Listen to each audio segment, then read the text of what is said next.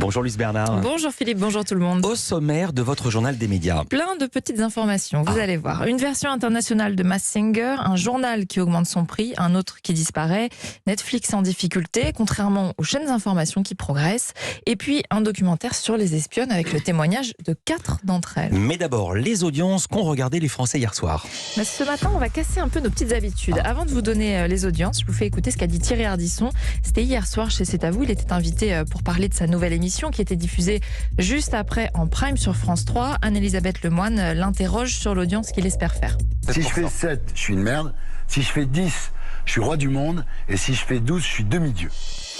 Alors le verdict, est-ce qu'Ardisson est une merde, le roi du monde ou un demi-dieu? Alors je ne voudrais pas prononcer ce mot, mais il se trouve qu'il a fait 6,8% de part d'audience. Donc je pense que Thierry Ardisson est très déçu ce matin.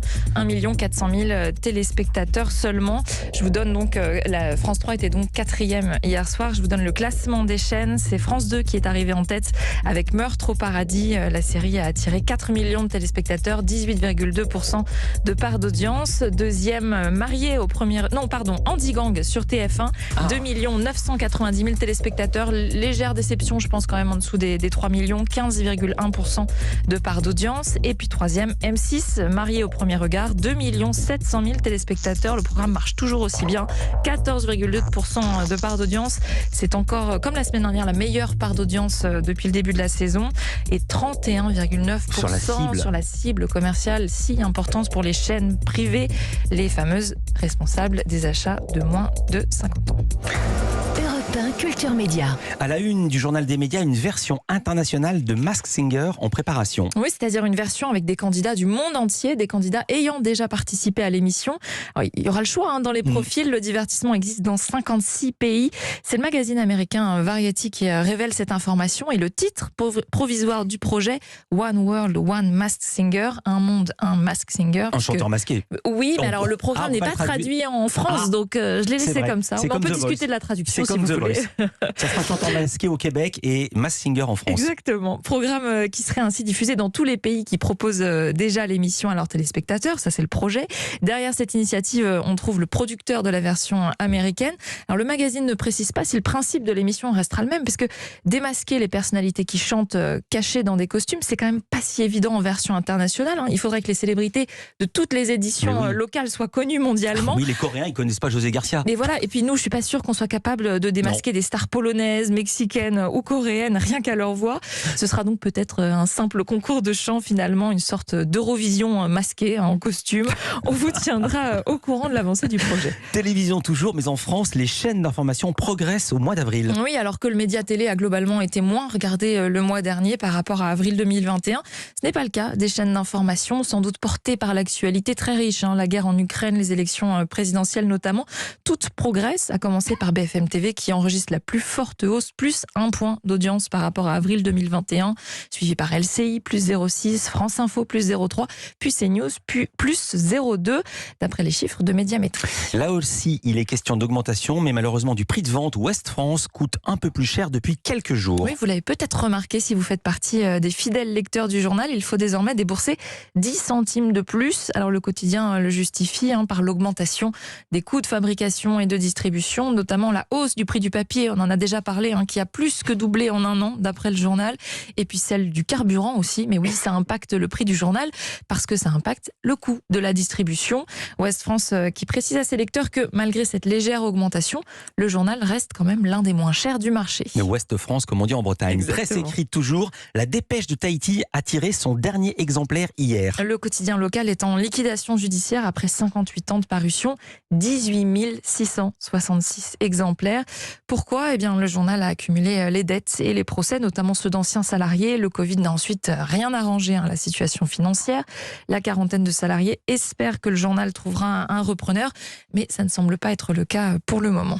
Dans l'actualité des médias également, des milliers d'euros récoltés sur Twitch pour lutter contre les violences sexistes. 42 000 euros qui iront à l'association féministe En Avant Toutes, une jolie somme, somme obtenue via cette plateforme donc de streaming en direct lors d'un événement proposé par 2 streameuses, Lixivia Ratio et puis Navy pendant tout le week-end. La plateforme, c'est décidément un lieu très propice pour récolter des dons. Souvenez-vous, en novembre dernier, des streamers étaient parvenus à récolter plus de 10 millions d'euros. C'était pour Action contre la faim. Une annulation maintenant, Netflix qui annule son projet avec Meghan Markle. Oui, c'était une série animée baptisée Pearl qui devait raconter la vie d'une adolescente de 12 ans inspirée par des femmes qui ont marqué l'histoire. Le tout produit par l'actrice et épouse du prince Harry. Alors cette annulation n'a rien de personnel de la part de Netflix, n'est d'ailleurs pas le seul projet de la plateforme qui tombe à l'eau. En fait, elle est obligée de réduire ses coûts après la baisse du nombre d'abonnés. 200 000 en moins dans le monde au premier trimestre. C'est une première en 10 ans. Baisse qui s'explique en partie par l'arrêt de Netflix en Russie. On passe au Focus Programme du jour. C'est un documentaire consacré à des ex-espionnes. Et réalisé aussi par une ex-espionne française, Flore Rebière, qui a travaillé plusieurs années pour la DGSI, les renseignements français. Changement de carrière, là voilà, le temps d'un documentaire réalisatrice. Pour la plateforme Brutix, elle est allée à la rencontre de 3 consoeurs qu'elle n'avait jamais rencontrées auparavant. Une ancienne espionne russe du KGB, une anglaise du MI6 et une canadienne. Toutes 3 ont des histoires très différentes, mais elles ont en commun cette envie de vouloir casser les clichés qu'on colle souvent au métier. C'est ce que m'a expliqué Flore Rebière, réalisatrice donc et ex-agent française.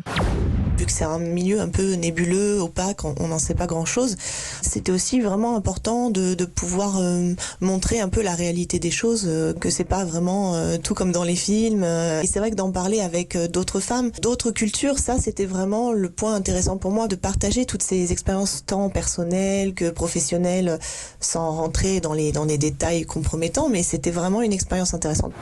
Alors sans trop vous en dévoiler, pour garder quand même un peu de surprise. C'est secret. Voici dans les grandes lignes les histoires de ces femmes. L'une d'elles raconte comment elle s'est infiltrée pendant 25 ans en territoire ennemi aux États-Unis sans jamais révéler son identité réelle, même pas à ses enfants. Une autre raconte. D'ailleurs, ça avait fait l'objet d'une série, pour votre info, The Americans, passionnante série. Une autre a contribué à faire éclater un scandale au sein de son agence en informant la presse de pratiques. Et la dernière raconte la discrimination que l'on fait subir ses collègues des renseignements parce qu'elle portait un voile. 3 histoires très fortes, un visage découvert. Et contrairement à ce qu'on pourrait penser, ça n'a pas été dur de convaincre ces 3 femmes de témoigner. Le fait que je sois une ancienne de cet univers, on a vraiment pu discuter par Skype. Du coup, pour elle, de voir qu'il y avait quelqu'un qui comprenait vraiment leur univers, vraiment de quoi elle parlait, de vouloir déconstruire des clichés et de parler de choses concrètes, de cette vie qu'on vit en tant qu'humain, puisqu'on est des agents mais on est aussi des humains. Ça les a tout de suite intéressés et donc là-dessus ça a été assez facile de les convaincre. Voilà, ce documentaire Espionne est disponible à partir de demain sur la plateforme Brutix, documentaire donc de Flore Rebière et Licia Messant.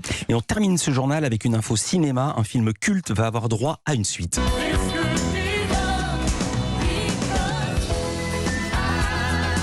Pas Philippe, on ne fera pas de portée dans ce studio. Dirty Dancing, une suite. Philippe qui mime fameux Je mime le porté. porté et la gamelle qui s'en suivra. Exactement, du film Dirty Dancing. Une suite, une vraie, pas comme le deuxième film sorti en 2004 qui était plutôt un remake puisqu'il n'y avait pas le personnage principal, bébé, joué par Jennifer Grey. Cette fois-ci, l'actrice sera bien de la partie, 35 ans après. Et oui, vous savez ce qu'on dit, on ne laisse pas bébé dans un coin. Oui, j'ai osé faire cette blague cliché.